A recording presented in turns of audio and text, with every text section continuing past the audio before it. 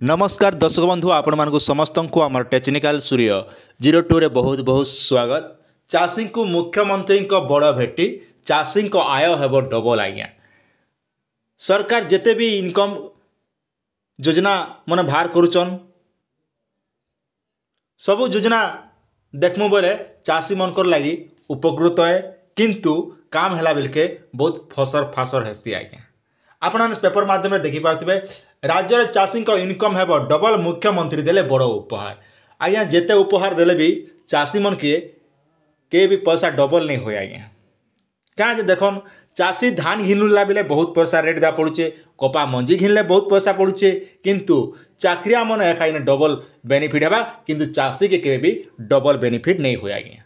सरकार जिते भी स्कीम बाहर करूँ ओडिशा गवर्नमेंट हो कि सेंट्रल गवर्नमेंट हो आपन जिते स्कीम बाहर कले भी चाषी केते बेले भी लाभवान नहीं हुए, सब बेले चाषी क्षति रे ही रोचे आज्ञा।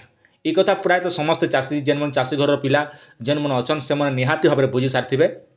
एबे मुई आपन के जणौचे जहा कि छत्तीसगढ़ रे आज्ञा, छत्तीसगढ़ रे धान रो क्विंटाल अच्छे 3000 टंका, किंतु ओडिशा रे देखमा बोले 20 टंका 22 टंका लेखा केजी, जहा कि 2000 टंका लेखा पैसा पड़ुचे। ठीक ई बोलिया कपा बिहन देखमा कपा आपण माने बिकुचन बाहर राज्य रे बोले आपन के आज्ञा केते पड़ुचे ना 10,000 12,000 लेखा क्विंटाल पड़ुचे, किंतु ओडिशा रे केते टंका 6 रु 7,000 टंका भितरे घिनुचन।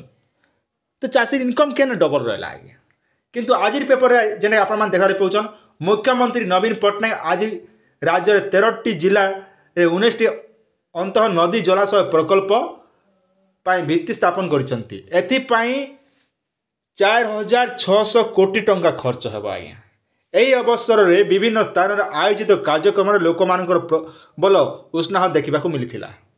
केन्द्रापड़ा रे 15,000 रु अधिक चाषी उपस्थित थिले, सेमानक मध्यरु प्राय 10,000 थिले महिला।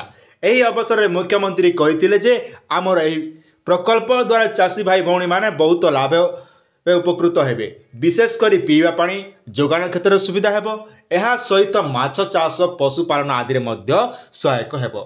एही प्रकल्प सबु भूतल जलस्तर वृद्धि करिबार बेस संतुलित करिवो। आमर निरंतर विकास पाई एपरि प्रकल्प खूब गुरुत्वपूर्ण बोली मुख्यमंत्री कहिथिले। एहा सहित बन्या नियंत्रण रे मध्य एही प्रकल्प गुड़िक सहायता हेबो बोली से कहिथिले। मुख्यमंत्री कहिथिले जे 2020 रे अंतः नदी जलाशय पाई 11,700 कोटी टंका योजना आरंभ होइतिला। वर्तमान सुधा 3टी पर्यायर 62टी प्रकल्प पाई कार्यक्रम प्रस्तुत करा जायछि। आज 13टी जिला गुड़िकर ना भी आपण मान जानि रखन बरगढ़, बलांगीर, बौद्ध, भद्रक, जाजपुर, केन्द्रापड़ा, कलाहांडी, केन्दुझर, खोर्धा, पुरी, संबलपुर, सुवर्णपुर और सुंदरगढ़। मन रखना आज्ञा आउथरे बरगढ़, बलांगीर, बौद्ध, भद्रक, जाजपुर, केन्द्रापड़ा, कलाहांडी, केन्दुझर, खोर्धा, पुरी, संबलपुर, सुवर्णपुर और सुंदरगढ़ जिला जेटा 13टा जिले में चाषी भाई मैंने उपकृत हे, जहाँद्वारा कि नदीबंध योजना कर पानी सुविधा व्यवस्था करा आज्ञा। तो ये आप छोटे अपडेट आशा कर भिडियो आपके निहत भाव में भल लगी।